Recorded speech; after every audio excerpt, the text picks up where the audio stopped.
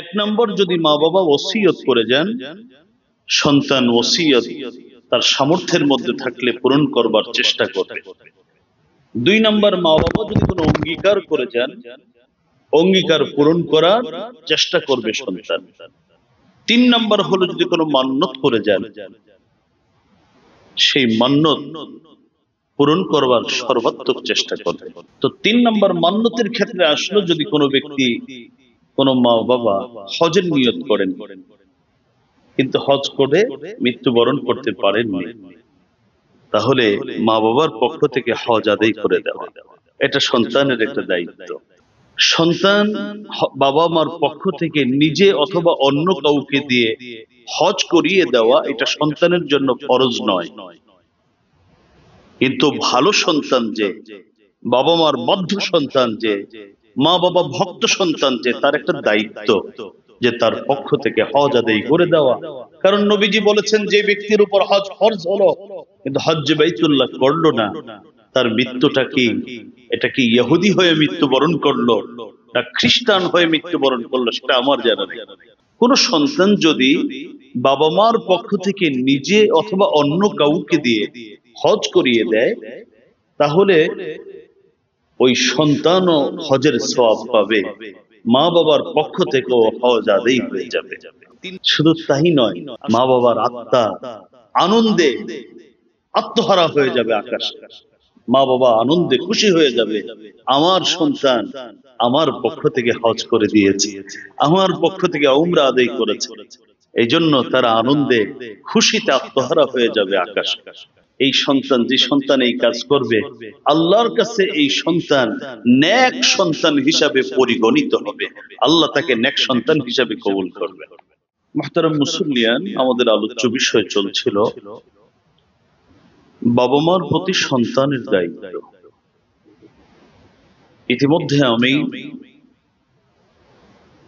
বাবা মার প্রতি সন্তানের 9টি দায়িত্ব নিয়ে আলোচনা করেছি। যদিও বাবা মার প্রতি সন্তানের অসংখ্য দায়িত্ব থেকে যায়, আমি বড় করে মাত্র 9টি আলোচনা করেছি।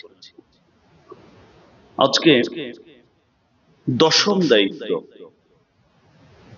বাবা মার প্রতি সন্তানের 10 নম্বর দায়িত্ব হলো, বাবা মা যদি কোনো ওসিয়ত করে যায়, কোনো অঙ্গীকার করে যান, তাহলে সেই অঙ্গীকার সন্তানের পূরণ করে দেওয়া, এটা সন্তানের উপর দায়িত্ব এবং কর্তব্য। এখানে একটা কথা পরিষ্কার হওয়া চাই, আমি গত জুমাতে বলেছিলাম, কোন মানুষ মৃত্যুবরণ করলে তার যত সম্পদ আছে, এই সম্পদ থেকে প্রথম কাজ হলো তার কাফন দাফনের ব্যবস্থা করা, এরপরেই ঋণ পরিশোধ করা। এরপর যদি তিনি কোনো ওসিয়ত করে যেয়ে থাকেন, তাহলে তার সম্পদ থেকে 1/3 মধ্যে ওসিয়ত কার্যকর হবে, অর্থাৎ 3 ভাগের 1 ভাগ সম্পদের মধ্যে ওসিয়ত কার্যকর হয়ে যাবে। ওখানে কিন্তু সন্তানের কি নেই, কোনো হস্তক্ষেপের সুযোগ নেই। এখন হলো, এরপরেও যদি কোনো ওসিয়ত করে যেয়ে থাকে, তাহলে একজন নেক সন্তান, মা বাবা ভুক্ত একজন সন্তানের দায়িত্ব এবং কর্তব্য হলো যে এখান থেকেও সম্ভব হলে তার ওসিয়তটা পূরণ করে দেয়।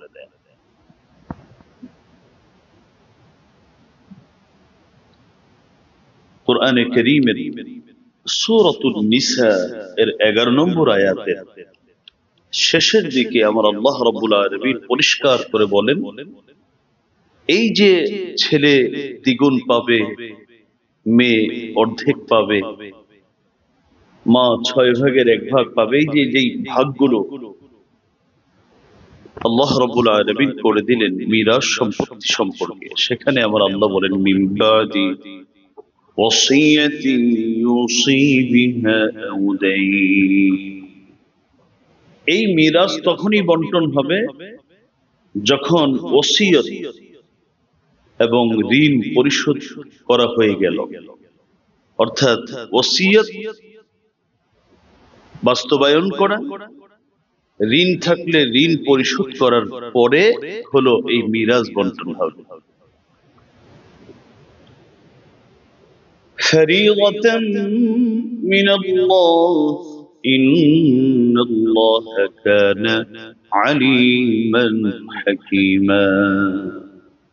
মিরাসের ক্ষেত্রে আমার আল্লাহ পরিষ্কার করে বলে দিয়েছেন, কারণ আমার আল্লাহ তো খুব ভালো করেই জানেন ভবিষ্যতে এমন কিছু জ্ঞানী মানুষ জন্মাবে, নিজেকে অনেক বড় জ্ঞানী মনে করবে, আসলে মূর্খতার তার শেষ নেই।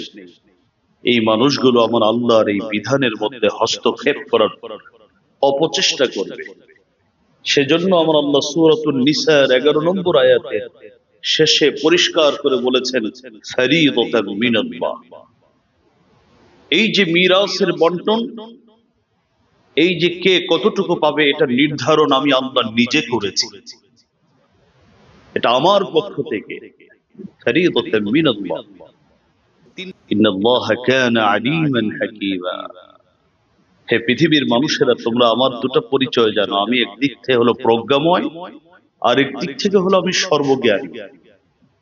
সুতরাং আমার নির্ধারণ, আমার বিচার, আমার বাটোয়ারা, আমার বন্টন, এখানে তোমরা এগুলোর মধ্যে হস্তক্ষেপ করার অপচেষ্টা করো না। এই আয়াতে কারীমার মধ্যে আল্লাহ রাব্বুল আলামিন বললেন, আগে ওসিয়ত পূরণ হবে, ঋণ পূরণ হবে, এরপরে মিরাজ বন্টন হবে। তাহলে ওসিয়ত দুই ধরনের, একটা তো হলো এই ওসিয়ত এমনিতেই পূরণ করতে হবে, আর দ্বিতীয় কথা বললাম 3 ভাগের 1 ভাগ তো কার্যকর হয়েই যাবে। এটা সন্তানের ইচ্ছা থাকুক অথবা না থাকুক, কিন্তু 1 ভাগের বেশি যদি বাবা মা ওসিয়ত করে থাকেন, তাহলে সেক্ষেত্রে সন্তানের মা বাবা ভক্ত সন্তানের দায়িত্ব কর্তব্য হলো সেই ওসিয়ত, সেই অঙ্গীকারকে বাস্তবায়ন করা। আসুন হাদিস শরীফের মধ্যে এই মর্মে রাসূল কি বলেছেন। আনিশ শরীদ ইবনে সুয়াইদ আস-সাকাফি রাদিয়াল্লাহু তাআলা আনহু قال قلت يا رسول الله إن أمي أوصت أن أعتق عنها رقبة مؤمنة وعندي جارية سوداء نوبية। হযরত শরীদ ইবনে সুরাইদ আস-সাকাফি রাদিয়াল্লাহু তাআলা আনহু থেকে বর্ণিত, তিনি বলেন যে আমি রাসূলুল্লাহ সাল্লাল্লাহু আলাইহি ওয়াসাল্লামকে বললাম, ওগো আল্লাহর রাসূল, আমার মা ওসিয়ত করেছেন। কি ওসিয়ত করেছেন? আন উ'তিক আনহা রাকাবাতান মুমিনাতান, আমি যেন তার পক্ষ থেকে একজন মুমিন বাদী আল্লাহর রাস্তায় আজাদ করে দেই। এই মর্মে আমার মা আমাকে ওসিয়ত করেছেন। ওয়া ইনদি জারিয়াতুন সাউদা নুবিয়া, আমার কাছে একজন কালো বাদী আছে, নুবা নামক জায়গায় তার জন্মস্থান, তার বাসস্থান, সে আমার কাছে থাকে, সে আমার অধীনস্থ। আল্লাহ রাসূল সাল্লাল্লাহু আলাইহি ওয়াসাল্লাম বলেন, উদউ বিহা, তাকে ডাকাও। ফাজাআত, বাদী আসলো। নবীজি এবার প্রশ্ন করেন, মান রব্বুকি, এই তোমার রব কে? ফাকালাত আল্লাহ, বাদী বলে দিল আমার রব হচ্ছে কে? আল্লাহ। فقال من أنا قالت رسول الله, নবীজি দ্বিতীয় প্রশ্ন করলেন, আচ্ছা আমি কে বলো তো? বাদী বলে, আপনি হলেন আল্লাহর রাসূল সাল্লাল্লাহু আলাইহি ওয়াসাল্লাম। অর্থাৎ নবীজি পরীক্ষা নিলেন, সে তো মা ওসিয়ত করেছেন আমার পক্ষ থেকে একটা মুমিন বাদী আজাদ করে দিবে। সন্তান এসে বলছেন আমার মা ওসিয়ত করেছেন এবং আমার কাছে একজন কালো বাদী আছে, নবীজি বললেন তাকে ডাকো এবং তাকে দুটা প্রশ্ন করলেন সে আসার পরে। একটা হলো, বলতো তোমার রবকে? তিনি জবাব দিলেন, আমার রব হচ্ছেন আল্লাহ। আর নিজের দিকে ইঙ্গিত করে বললেন, আমি কে বলতো? উত্তরে বললেন, আপনি হলেন মুহাম্মদুর রাসূলুল্লাহ সাল্লাল্লাহু আলাইহি ওয়াসাল্লাম। এই কথা বলতে এবার পরীক্ষা হয়ে গেল, পাশ করলেন, অর্থাৎ বাদীটা আসলেই মুমিন বাদী। এবার নবীজি বলেন, আতিকহা ফাইন্নাহা মুমিনা। এই মা ভক্ত সন্তান, তুমি তোমার মার পক্ষ থেকে এই বাদীটাকে আজাদ করে দাও, কারণ আসলে এই বাদীটা হলো মুমিন, আর তোমার মাও ওসিয়ত করেছেন মুমিন বাদী আজাদ করতে, সুতরাং তাকে এই মুহূর্তে আজাদ করে দাও। আবু দাউদ শরীফের হাদিস। তাহলে মা ওসিয়ত করে গেলেন, সেই ওসিয়ত বাস্তবায়ন করার জন্য আল্লাহ নবী, বিশ্ব নবী রহমাতুল্লিল আলামিন সন্তানকে নির্দেশনা প্রদান করলেন। 2 নাম্বার, তাহলে ওসিয়ত অথবা কোনো অঙ্গীকার যদি করে যায়, তাহলে সেটা কি করতে হবে? বাস্তবায়ন করা লাগবে। আরেকটা হাদিস শুনেন, ওটা হলো হযরত মালিক ইবনে সাআদ, মালিক ইবনে রাবিআ আস-সাঈদী রাদিয়াল্লাহু তাআলা থেকে বর্ণিত। তিনি বলেন, বাইনা নাহনু জুলুসুন ইনদা রাসূলিল্লাহি সাল্লাল্লাহু আলাইহি ওয়াসাল্লাম إذ جاءه رجل من بني سلمة। হযরত মালিক ইবনে রাবিআ আস-সাঈদী বলেন, আমরা নবীজির পাশে বসা ছিলাম, ঠিক ওই মুহূর্তে একজন ব্যক্তি, বনি সালামা গোত্রের একজন ব্যক্তি আগমন করলেন। এসে নবীজিকে প্রশ্ন করলেন, فقال يا رسول الله هل بقي من بر أبوي شيء أبرهما به بعد موتهما। ওগো নবীজি, মা বাবা মরে যাওয়ার পরে, মা বাবা ইন্তিকালের পরে এমন কোন দায়িত্ব কি আছে যে দায়িত্ব সন্তান পালন করবে? অর্থাৎ মা বাবা ইন্তিকালের পরেও কি সন্তানের কাঁধে কোনো দায়িত্ব থেকে যায়? নবীজি বলেন, না, অবশ্যই দায়িত্ব থেকে যায়। কি? 1 নাম্বার, আসসালাতু আলাইহিমা। 1 নাম্বার হলো তাদের দুজনের মা বাবার জন্য সন্তানের দোয়া করা। 2 নাম্বার, ওয়াল ইস্তিগফার লাহুমা। শুধু দোয়া না, বরং তাদের জীবনের ত্রুটি বিচ্যুতির জন্য আল্লাহর কাছ থেকে সন্তান হয়ে ক্ষমা চাওয়া, যে আল্লাহ, আমাদেরকে লালন পালন করতে গিয়ে কত ক্ষেত্রেই না আমার মা আপনার আদেশ নিষেধ সুন্দরভাবে পালন করতে পারে, আজকে আমার মা যেন কষ্ট না পায়, তুমি মাফ করে দাও, তাকে ক্ষমা করো। জান্নাতের দোয়া করা, বিভিন্ন নাজ নিয়ামতের দোয়া করা, বিশেষ করে তার মাগফিরাতের দোয়া চাওয়া, আল্লাহর কাছ থেকে তার ক্ষমার দোয়া চাওয়া। 3 নম্বর হলো ওয়াইনফাযু আহদিহিমা। যদি তারা কোনো অঙ্গীকার করে যায়, ওসিয়ত করে যায়, সেই অঙ্গীকার, সেই ওসিয়ত গুলো পূরণ করার চেষ্টা করা।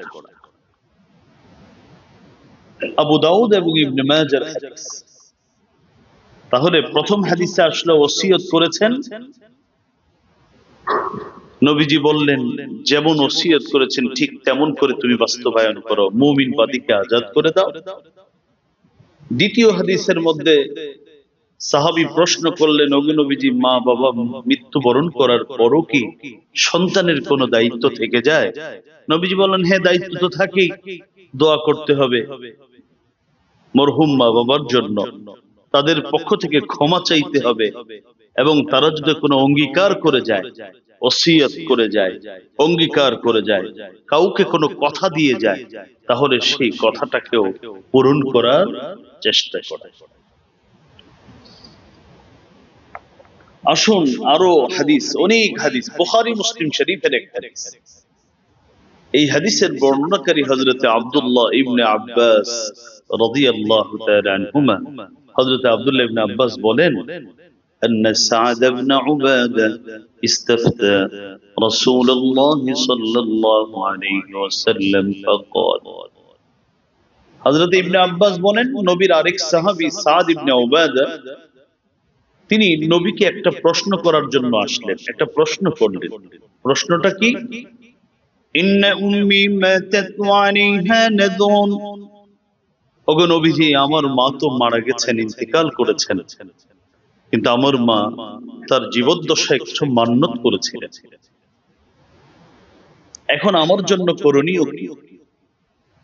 নবীজি ওই সাহাবীকে বললেন, ইকযিহি আনহা, তোমার মা যদি কোনো মান্যত করে যেয়ে থাকেন তাহলে অবশ্যই এই মান্যত তুমি পূরণ করে দাও। বুখারী এবং মুসলিম শরীফের হাদিস। একটা ওসিয়ত, একটা মান্যত, অথবা কোনো অঙ্গীকার যদি আরেক হাদিসের মধ্যে আসছে কোনো অঙ্গীকার করে গেলে, তাহলে ওসিয়ত করে গেলে ওসিয়ত পূরণ করে দিবে, অঙ্গীকার করে গেলে অঙ্গীকার পূরণ করবে, মান্যত করে থাকলে সেই মান্যত কি করবে? বাস্তবায়ন করবে। এটা হলো বুখারী এবং মুসলিম শরীফের হাদিস। পরের হাদিসটি বুখারী শরীফের মধ্যে পাবেন। এই হাদিসের বর্ণনাকারীও হযরতে আব্দুল্লাহ ইবনে আব্বাস রাদিয়াল্লাহু তাআলা আনহু। তিনি এবার বলেন, ইন্না ইমরাআতান মিন জুহাইনা জাআত ইলা নবী সাল্লাল্লাহু আলাইহি ওয়াসাল্লাম فقال إن أمي نذرت أن تحج فلم تحج حتى ماتت أفأحج عنها قال حجي عنها। হযরত আব্দুল্লাহ ইবনে আব্বাস বলেন, জুহাইনা গোত্রের এক ভদ্র মহিলা নবীজির কাছে আসলেন, এসে বলেন, ওগো নবীজি, আমার মা এই মর্মে মান্যত করেছিলেন যে তিনি হজ্জে বাইতুল্লাহ করবেন, তিনি হজ করবেন, এই মর্মে কি করেছেন? মান্যত করেছিলেন। তবে তিনি হজ করার সুযোগ পাননি, হজ আদায় করার আগেই তিনি মৃত্যুবরণ করেছেন। এখন কি আমি আমার মার পক্ষ থেকে হজ আদায় করে দিব? নবীজি বললেন, হুজ্জি আনহা, হ্যাঁ, তুমি তোমার মার পক্ষ থেকে হজটা আদায় করে দাও। এখানেই শেষ করলেন না, এবার নবীজি আরেকটি কথা বলেন, আরাআইতি লাউ কানা আলা উম্মিকি দাইনুন আকুনতি কাদিয়াহ ইকযুল্লাহ ফাল্লাহু আহাক্কু বিল ওয়াফা।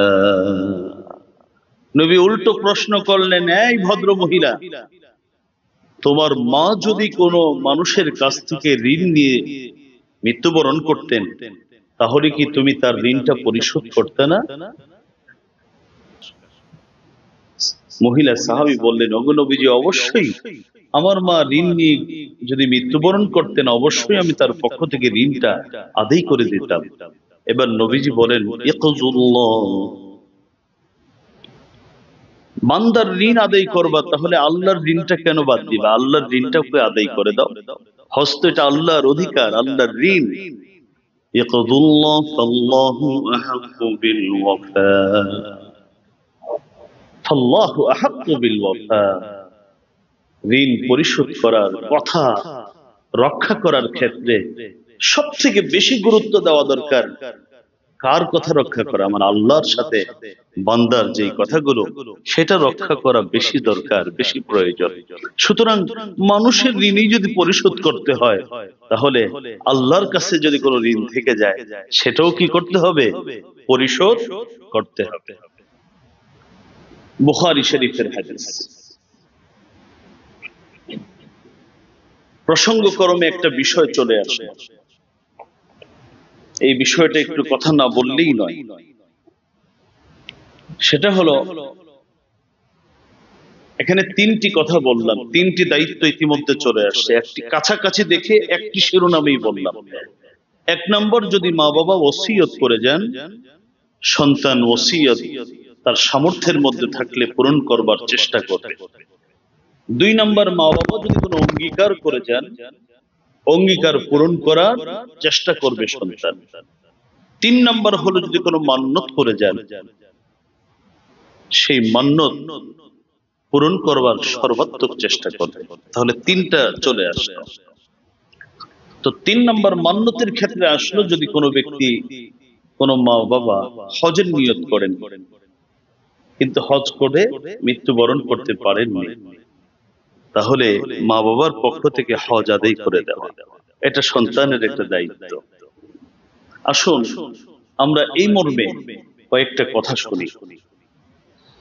সহিহ মুসলিমের হাদিস, হযরতে আব্দুল্লাহ ইবনে আব্বাস থেকে বর্ণিত, তিনি বলেন, আন্নাহু জাআতিন নাবিয়্য সাল্লাল্লাহু আলাইহি ওয়াসাল্লাম ইমরাআতুন মিন খাসআমা তাস্তাফতিহ فقال يا رسول الله إن فريضة الله على عباده في الحج أدركت أبي شيخا كبيرا।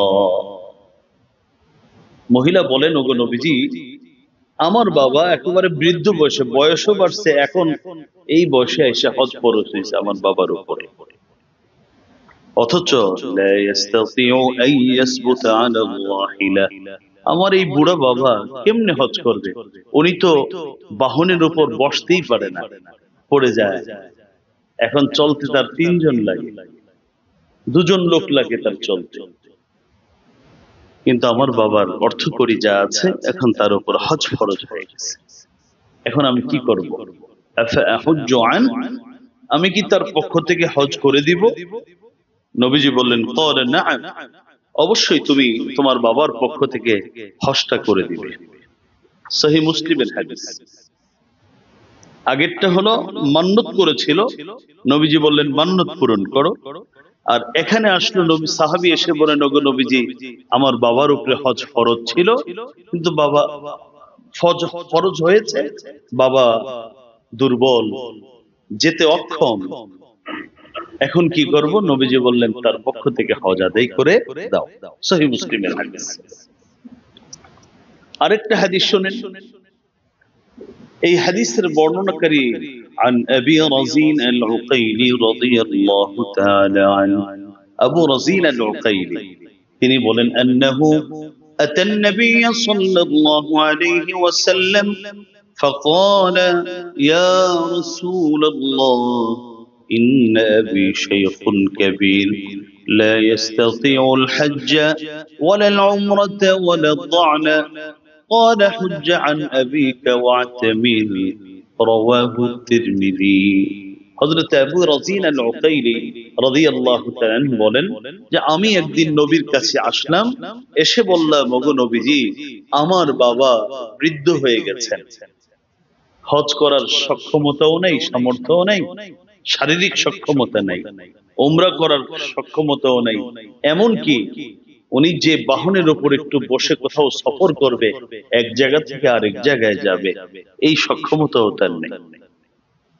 নবীজি বললেন, আচ্ছা, হুজ্জা আন আবিকা ওয়াতামির, ও আমার সাহাবী, তুমি তোমার বাবার পক্ষ থেকে হজও করে দাও, তোমার বাবার পক্ষ থেকে উমরাও করে দাও। তিরমিজি শরীফের হাদিস। একটি মাসআলা আগে ভালো করে বোঝা দরকার। হজ ফরজ হয়েছে মার উপর অথবা বাবার উপর।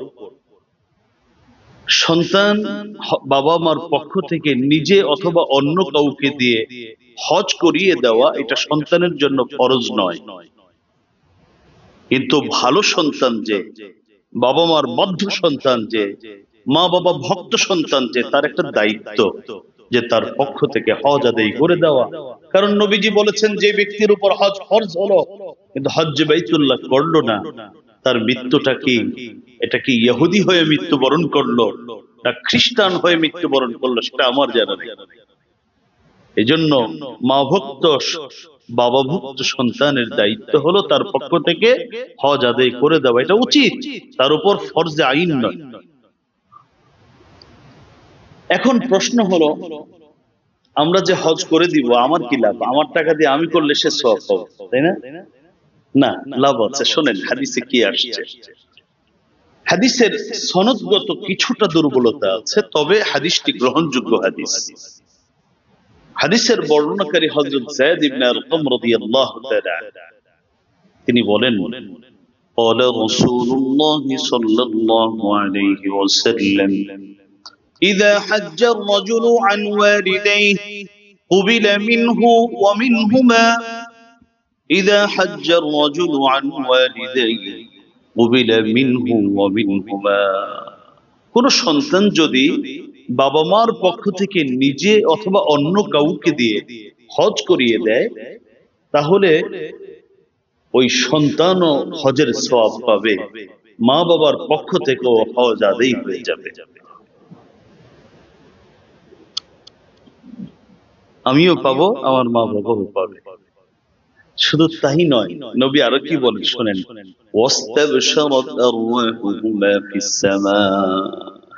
মা বাবার আত্মা আনন্দে আত্মহারা হয়ে যাবে আকাশে। মা বাবা আনন্দে খুশি হয়ে যাবে, আমার সন্তান আমার পক্ষ থেকে হজ করে দিয়েছে, আমার পক্ষ থেকে উমরা আদায় করেছে। এই জন্য তারা আনন্দে খুশিতে আত্মহারা হয়ে যাবে আকাশে।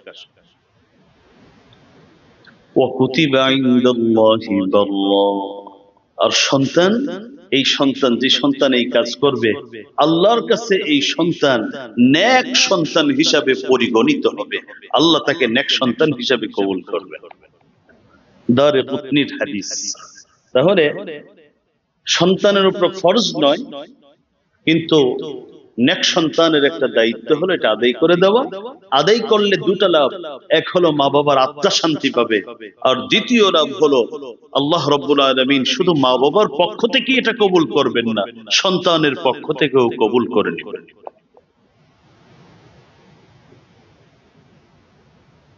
এখন প্রশ্ন হলো, আমরা অনেকেই করাই, কিন্তু কাকে দিয়ে হজ করাবো?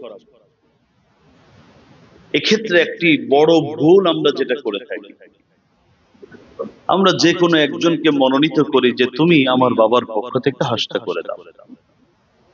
এক্ষেত্রে অবশ্যই আমাকে লক্ষ্য রাখতে হবে, যাকে আমি দায়িত্ব দিচ্ছি তিনি তার ব্যক্তিগত ফরজ হজ আগে আদায় করেছেন কিনা। যদি তিনি তার ব্যক্তিগত ফরজ হজটা আগে আদায় করে থাকেন, তাহলে এমন মানুষকে দিয়ে বদলি হজ করানো উচিত। অনেকে তো হারাম বলেছেন, অন্যকে দিয়ে করাই যাবে না। হানাফি মাযহাবে বলা হয়েছে যে উচিত হলো এমন ব্যক্তিকে দিয়ে করানো যে ব্যক্তি তার নিজের হজ আদায় করেছেন, এবার অন্যের হজ আদায় করতে পারবে। আসুন এই মর্মে রাসূল কি বলেছেন। হযরত আব্দুল্লাহ ইবনে আব্বাস থেকে বর্ণিত হাদিস, ইন্নান নবিয়্য সাল্লাল্লাহু আলাইহি ওয়াসাল্লাম سمع رجلا يقول لبيك عن شبرمة قال من شبرمة قال أخ لي أو قريب لي। নবীজি তওয়াফ করছেন, হজে ইহরাম বাঁধছেন, ইহরাম বেঁধে নবীজি হজের আমল শুরু করবেন। ঠিক ওই মুহূর্তে দেখেন এক ব্যক্তি বলতেছে, আমরা যেমন বলি না, লাব্বাইক আল্লাহুম্মা লাব্বাইক লাব্বাইক লা শারীকা লাক লাব্বাইক ইন্নাল হামদা ওয়ান নি'মাতা লাক ওয়াল মুলক লা শারীকা লাক।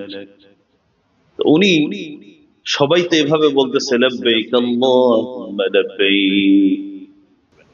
তো ওই ব্যক্তি বলতেছে, লাব্বাইক আন শুবরুমা, ওগো নবীজি, ওগো আল্লাহ, আমি শুবরুমার পক্ষ থেকে হাজির হয়ে গেছি, অর্থাৎ আমি শুবরুমার পক্ষ থেকে হজ আদায় করতে আসছি। লাব্বাইক আন শুবরুমা। যদি কারো পক্ষ থেকে হজ করতে হয়, তাহলে লাব্বাইক আল্লাহুম্মা লাব্বাইক বলবে না, নিয়ত করবে যে আল্লাহ আমি অমুকের পক্ষ থেকে লাব্বাইক বলছি। লাব্বাইক আন মাসুম, লাব্বাইক আন আব্দুর রহমান, আগে নিয়ত করে এরপরে লাব্বাইক আল্লাহুম্মা লাব্বাইক বলবে। এটা হলো নিয়ম। ওই সাহাবী নবীর সাথে হজ করেন, বলে লাব্বাইক আন শুবরুমা। নবী প্রশ্ন করলেন, মান শুভরুমা, এই শুভরুমা কে আবার? সাহাবী বলেন, আখুন লি আও করিবুন লি, আমার ভাই, আমার ভাইয়ের পক্ষ, ভাইয়ের নাম শুভরুমা, তার পক্ষ থেকে। রাবী বলেন অথবা অন্য তার কোন নিকট আত্মীয়, তার নাম শুভরুমা, তার পক্ষ থেকে আমি আমি হাজির হয়ে গেছি।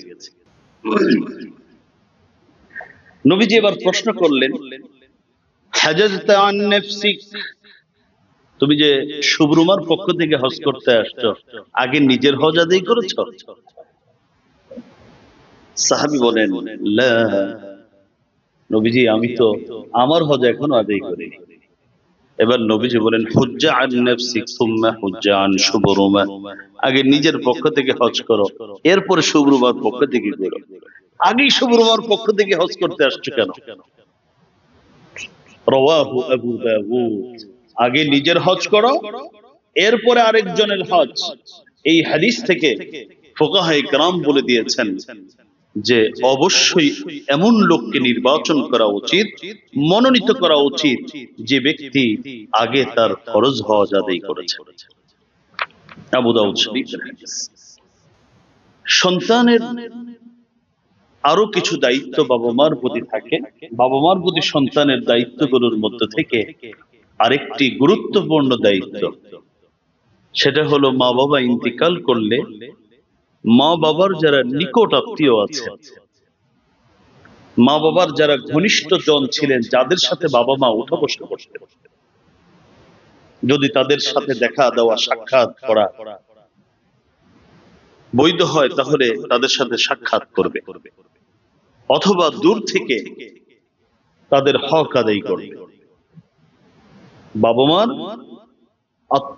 যারা ঘনিষ্ঠ আত্মীয় এবং ঘনিষ্ঠ জন, যাদের সাথে বাবা মা উঠা বসা করতেন পৃথিবীতে, মা বাবা ইন্তিকালের পরে ওই ঘনিষ্ঠ আত্মীয়দের খোঁজ খবর নিবে, তাদের সাথে সম্পর্ক ধরে রাখবে, মেনটেন করবে, এবং ওই বন্ধুদের যারা বন্ধু বান্ধব আছেন, ঘনিষ্ঠ জন আছেন, তাদের খোঁজ খবর নিবে।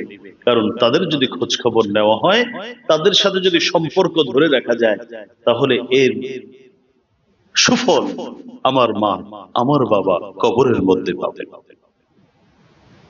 বাবা ইন্তিকাল করেছেন, চাচা আছে, ফুপু আছেন, তাদের হক আদায় করা, এগুলো তো আজকে হারিয়ে গেছে। আমি আমার সন্তানকে যদি সরাইতে পারি, আমি একজন সফল। মা ইন্তিকাল করেছেন, খালা, মামা, এদের সাথে সম্পর্ক মেনটেন করা, এটা মা বাবার হক আদায় করার নামান্তর। এটা অত্যন্ত গুরুত্বপূর্ণ একটা বিষয়। উনি কি আচরণ আমার সাথে করছেন, এর হিসাব উনি আল্লাহর কাছে দিবেন। আমার ওটা বিষয় না, আমি কি করছি এটা আমার বিবেচ্য, এটা আমার বিবেচনায় আসা উচিত। একটু আগে হাদিস একটা পাঠ করেছিলাম, হযরত মালিক ইবনে রাবিআ আস-সাঈদী রাদিয়াল্লাহু তাআলা, তিনি বলেছিলেন যে আমরা কিছু লোক নবীর পাশে বসা ছিলাম, ঠিক ওই অবস্থায় বনু সালামা গোত্রের একজন ব্যক্তি আসলেন, নবীকে প্রশ্ন করলেন, ওগো নবীজি, মা বাবা ইন্তিকালের পরেও আমাদের তো কোনো দায়িত্ব থাকে? নবীজি বললেন, হ্যাঁ, কয়েকটি দায়িত্ব থাকে। তিনটা আগে বলেছি। 1 নম্বর দোয়া করা, 2 নম্বর তাদের পক্ষ থেকে ক্ষমা চাওয়া, 3 নম্বর অঙ্গীকার করে থাকলে পূরণ করা, আর 4 নম্বর হলো ওয়া ইকরামু সাদীকিহিমা, যদি বাবা মার বন্ধু বান্ধব যদি পৃথিবীতে থেকে যায়, তাহলে ওই মানুষগুলোর হক আদায় করা। আবু দাউদ এবং ইবনে মাজাহর হাদিস। তাহলে বাবা মা ইন্তিকাল করলে তাদের যারা ঘনিষ্ঠ জন ছিল পৃথিবীতে, এদের কি করতে হবে? খোঁজ খবর নিতে হবে। আরেকটা হাদিস শুনেন, এখানে হলো বন্ধু বান্ধবের কথা আসছে। বন্ধু সম্পর্কে আরেকটা হাদিস হযরত আবু বুরদা রাদিয়াল্লাহু তাআলা থেকে বর্ণিত। হযরত আবু বুরদা বলেন, কদিমতুল মাদিনা ফাতানি আব্দুল্লাহ ইবনে উমর তিনি বলেন আমি মদিনায় আসলাম আর আমাকে দেখার জন্য নবীর সাহাবী হযরত আব্দুল্লাহ ইবনে ওমর আসলেন। এসে আমার সাথে সাক্ষাৎ, এরপরে কথা বলার সময় বললেন, আতাদরি লিমা আতাইতু, হে আবু দারদা, হে আবি বুরদা, আমি কেন আপনার কাছে এসেছি আপনি কি জানেন? হযরত আবু বুরদা বলেন, আব্দুল্লাহ ইবনে ওমর, তুমি কেন আসছো আমার সাথে দেখা করতে, আমি কেমন করে জানবো? কেন আসছো বলো। এবার তিনি বলছেন আমি কেন আসছি। আব্দুল্লাহ ইবনে ওমর আসার কারণ ব্যাখ্যা করছেন। তিনি বলেন, সামি'তু রাসূলুল্লাহি সাল্লাল্লাহু আলাইহি ওয়াসাল্লাম ইয়াকুল, মান আহাব্বা আন ইয়াসিলা আবাহু ফি ক্বাবরিহি ফালইয়াসিল ইখওয়ানা আবিহি বা'দাহু ওয়া ইন কানা বাইনা আবি উমর ওয়া বাইনা আবিকা ইখাউন ওয়া মুদ্দুন فأحببت أن أصيل ذاك সহিহ ইবনে হিব্বান। হযরত আব্দুল্লাহ ইবনে ওমর বলেন যে আমি আল্লাহর রাসূলকে বলতে শুনেছি একটা হাদিস, ওই হাদিসের উপর আমল করতে এসেছি। নবীজি বলেছেন, যেই সন্তান চায় যে মা বাবা কবরস্থ হওয়ার পরে মা বাবার সাথে সম্পর্ক মেনটেন করতে, যে সন্তান চায় বাবা মার হক আদায় করতে, সে যেন আমার বাবার যিনি ভাই আছেন, আমার বাবার যিনি ঘনিষ্ঠ জন আছেন, আমার মার যিনি বোন আছেন বা ঘনিষ্ঠ জন আছেন, তাদের যেন হক আদায় করে। এই কথা বলেই আব্দুল্লাহ ইবনে ওমর বলেন, হে আবু বুরদা, আপনার মনে হয় জানা নাই, আমার বাবার সাথে আর আপনার বাবার সাথে একটা বন্ধুত্ব ছিল, একটা হৃদ্যতা ছিল, বড় ভালোবাসা ছিল। এখন বাবা তো গেছে, আপনারটাও গেছে, আমারটাও গেছে। এই জন্য আমার বাবাকে তো পাই নাই, আমার বাবা তো নাই, আজকে আমি আপনার বাবার কাছে আসতাম, আপনার বাবাও নেই, এই জন্য আপনার কাছে আসছি। আমি একটু আপনার হক আদায় করলে, নবী বলেছেন আমার মা বাবা কবরে শান্তি পাবে, এই জন্য আমি আসছি।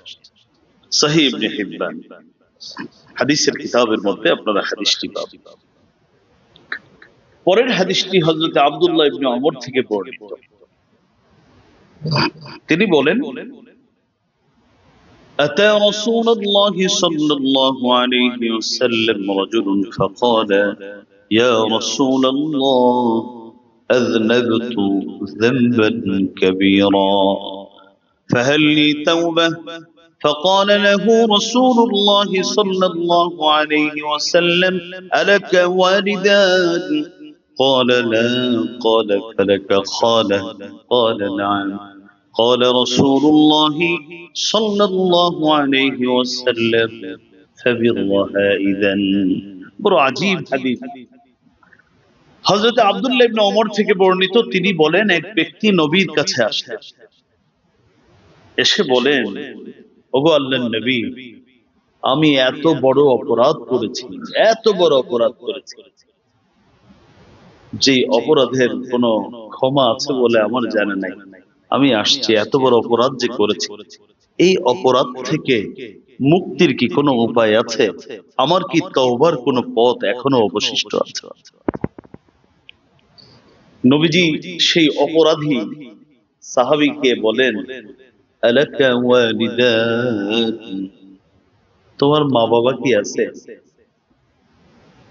মুহাদ্দিসিনে কেরাম বলেন, এই প্রশ্ন এই জন্য করেছেন, যদি মা বাবা থাকতেন তাহলে বলতেন, হে সন্তান, মা বাবার খেদমত করো, এর মাধ্যমে তোমার গুনাহগুলো আল্লাহ মোচন করে দিবেন। সাহাবী বলেন, লা ইয়া রাসূলুল্লাহ, ওগো আল্লাহর নবী, আমার মা বাবা, আমি এমন কপাল পোড়া একজনও নাই। এবার নবী প্রশ্ন করলেন, ফালাকা খালা, মা নাই, বাবা নাই, কিন্তু মার বোন, খালা, তিনি কি বেঁচে আছেন? তিনি কি নেই? সাহাবী বললেন, ইয়া রাসূলুল্লাহ, আমার খালা জীবিত আছেন। فقال رسول الله صلى الله عليه وسلم فبرها إذا।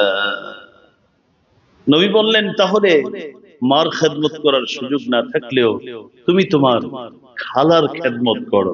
তুমি খালারকে একটু খুশি করার জন্য, বৈধভাবে খুশি করার জন্য চেষ্টা করো। তোমার খালা যদি খুশি হয়ে যায়, তাহলে তোমার জিন্দিগির গুনাহ আমার আল্লাহ মোচন করে দিবেন। মুসনাদে আহমদ, সহিহ ইবনে হিব্বানের হাদিস। বিষয়টি নিয়ে আরো কথা বলা দরকার, সময় হয়ে গেছে। ধারাবাহিক আলোচনা আগামী জুমাতেও হবে, এবং সর্বশেষ দায়িত্ব বাবা মার প্রতি, এই বিষয় নিয়ে আগামী জুমাতে ইনশাআল্লাহ আলোচনা হবে। আজকে যতটুকু আলোচনা হলো, আল্লাহ আমাদেরকে সকলকে বুঝার, আমল করার তৌফিক দান করুন, আমিন। ওয়া আখিরু দাওয়ানা আনিল হামদুলিল্লাহি রাব্বিল আলামিন।